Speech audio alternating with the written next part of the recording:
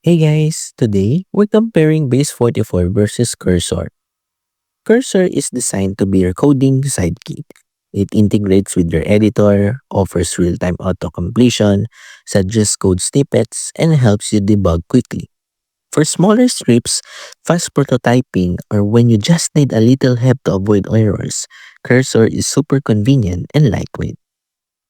Base 44, on the other hand, is built more as a full AI app platform.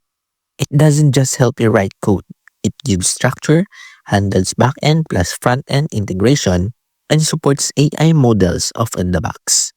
So if you're building full applications or AI-powered tools, Base 44 gives you more scaffolding and less boilerplate work compared to starting from scratch with just a code editor plus Cursor.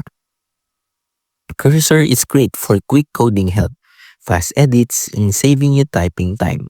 Base 44 is better when you want to build a full-fledged app with integrated AI features and don't want to piece everything together manually.